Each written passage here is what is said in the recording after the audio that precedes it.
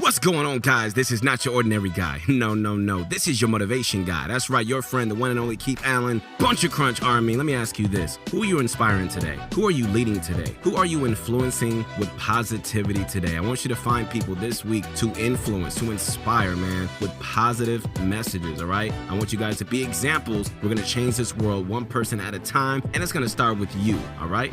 So, in this video, we're going to be diving deep into 3 absolutely busted pro player loot paths. I'm talking about the paths Mongrel and Mr. Savage used to dominate the Booga Cup, as well as what Liquid Stretch used to take home first place in July's DreamHack Finals.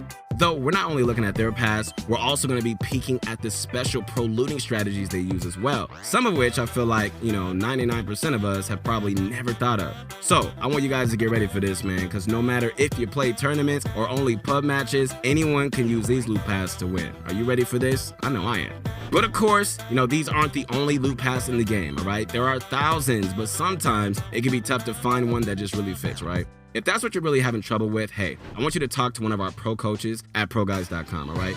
They can help you guys find a game-winning loot route that really fits you and your playstyle. So you got to check it out. Link is in the description. All right, bunch of Crunch Army. It's about that time. Ladies and gentlemen around the world, it's time to scream this out. It's time to sit back, relax, and grab some of my favorite candy. Let's get hyped. What is that, y'all? It's that bunch of crunch. Woo! And let's get this going. Getting this going right now, let's first look at FaZe Mongrel, landing at Sweaty Sands. This path he used every single game to end up 5th place in the Booga Cup Finals, so it's definitely got to be good. Alright, so Mongrel, always on the roof of the hotel here, alright? He'll secure a weapon, open the ice freezer, then break the floor for his first chest. And what's so amazing about the hotel is that there's just chest after chest after chest, all in close proximity. You get kitted in no time. Alright, but I want you to notice how Mongrel shortens his looting time, not navigating through doors and stairs, but rather by breaking through floors and walls to reach the next chest. This aspect of this pathing is absolutely crucial if you want to land here, so try to memorize this specific route he takes, alright? Another thing that you might notice is how Mongrel's harvesting furniture and all those fixtures. Now, you don't necessarily have to just farm all these, but considering how Sweaty is typically contested, this does make for a safer way to get your mats, at least compared to, going for trees and vehicles outside. Anyways, once Mongrel's reached the bottom floor, he heads north toward the pool, breaking trees on the way, so he can just open his second ice freezer. Apart from all the loot and max mats that you can get, man, these fish are probably the most significant reason to land at Sweaty. If you're lucky, you can get multiple floppers and even slurp fish without wasting time finding a rotting and then going to fish.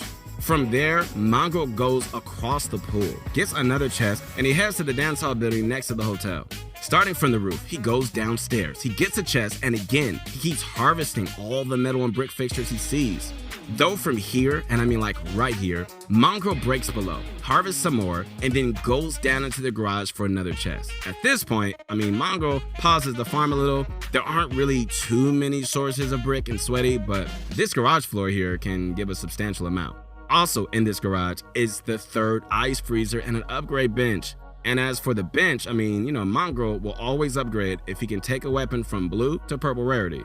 Those always give the biggest stat increase, so when he has a blue tack, he upgrades. After he's done in the garage, Mongrel heads to the dock, he secures another ice chest and also picks up a regular one on the left side. Finally, at this point, Mongrel's loadout is done. All he really needs is brick, so he goes back to the pool to harvest some more before rotating out with the whirlpool to the north. Man, Mongrel really knows his stuff, right? I probably don't have to say that, but if you want to learn more from Mongrel and his secrets, you got to check out his exclusive course on ProGuys.com, recommended by some of the best players, all right? We have everything you need to improve, so you got to sign up as soon as you can. But now, I want to move to the next loot path, this one from the 200 IQ solo legend, Mr. Savage. Savage's spot is at the yacht, and in this match, there's an enemy who landed on the north side of the ship. So Savage is dropping at his preferred spot, this hole on the south side where he can just pick up 2 chests right away. Up ahead are 2 more chests, one you can quickly access by breaking the ceiling next to the tent, and one that's resting comfortably near the green screen. There's also Nam's box nearby that you can get, but the biggest draw of this loot path by far is the slurp kegs. There are 5 slurp kegs that you can pretty much guarantee with this drop, 2 here and 3 more just down the hall. So to conserve potions, remember to hit these to fill up your last 50 shields.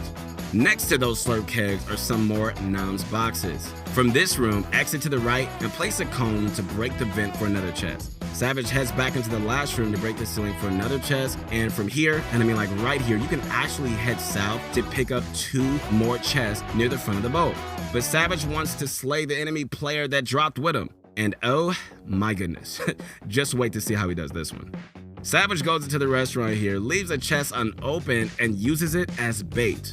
That was very smart. I'm taking that one.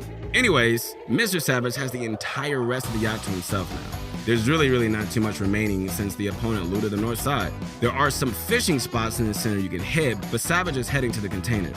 Over here, I mean, he's got a few more chests to open, including one in the orange container and one in this purple one. From the container, Savage heads to the front of the ship for 1 more chest and some metal. This spot seems to be a bit bugged, and you can actually break the wall twice for well over 200 metal. After exiting the ship, Savage heads to the nearby island for a ton of brick and 2 more chests. 1 in the shack here and 1 in the water. And last but certainly not least, he finishes by hitting this unremarkable shack for 2 final chests. Now, in terms of rotating out, you could swim it down the river, but even better is the whirlpool to the east of the yacht. Usually, that's what you should take to get out of this spot, but in this match, Savage didn't because he was already in zone. Overall, I mean, this is actually one of the better solo spots out there in terms of mats, loot, those slurp kegs, my favorite, and even mobility. It has almost everything going for it, right? Definitely one that you gotta try, guys, if you haven't. Alright, lastly, let's look at the marvelous Misty Meadows loot path Liquid Stretch used to win $10,000 in last month's DreamHack event. Alright, starting off, Stretch lands on the northmost house on the bigger half of Misty.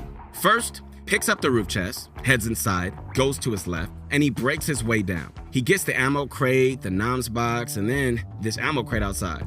From here, and I mean like right here, he heads to the next building, breaking in while making sure his back is protected. Stretch gets the bottom floor chest, then heads upstairs, breaking the ceiling for a chest and clearing the attic for floor loot.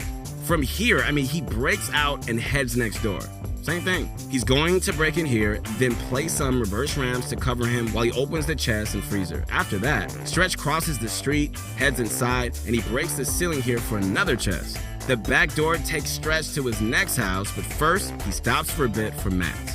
At his next house though, there's another chest and another ice freezer. So just like Mongrel's Sweaty Sands drop, you can often get a decent stack of fish here.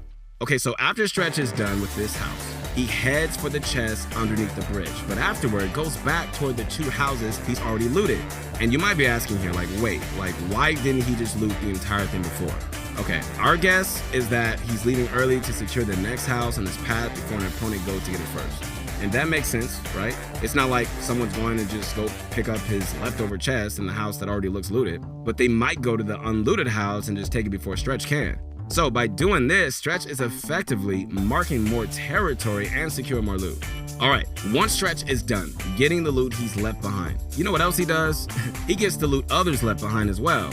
He visits the houses they looted, and look, sometimes you don't get everything, right? But in this case, Stretch gets lucky, man, and he finds himself a free big pot and an otherwise fully looted zone. But what about Stretch's rotation out of Misty? Alright, well, one of the advantages of such a loot-dense location like Misty is that you don't really need much more loot after exiting. So what Stretch does is focus on gathering mats and positioning toward the dead side of the zone.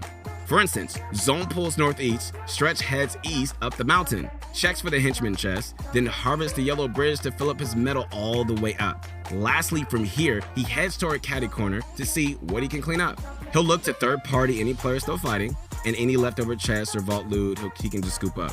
Alright, that's just one example of how you rotate, but overall guys, Stretch loot pad here is so excellent, man, no matter if you want to do well in tournaments or just rank up in arena. Now, one last point I want to make is that sometimes you can't follow these exact paths. For instance, you may land at your first building only to find another player already in the next house you're supposed to hit. That happens all the time. And in those cases, it's always safer to just diverge and just, pick a house that isn't contested. At least if, getting out the early game is your goal. All right, guys, once again, this is your motivation guy. That's right, your friend, the one and only Keith Allen. I am your friend. I know I haven't met a lot of you guys, but man, I really am. I'm rooting for you guys. I'm cheering for you guys to be successful, not only in this game, but also in life, all right? Stay positive and spread positivity to everybody you come in contact with, all right? Keep eating that bunch of crunch, and let's get this going. Hope you guys enjoyed the Loot Pass. If you did, there are always more killer tips and tricks over at ProGuys.com. Plus, daily group classes and more exciting features to come soon. We're so excited, man. Make sure to like the video, subscribe, and comment which pro player Loot Pass that you want to see us analyze next. All right, we'll see you soon. Peace.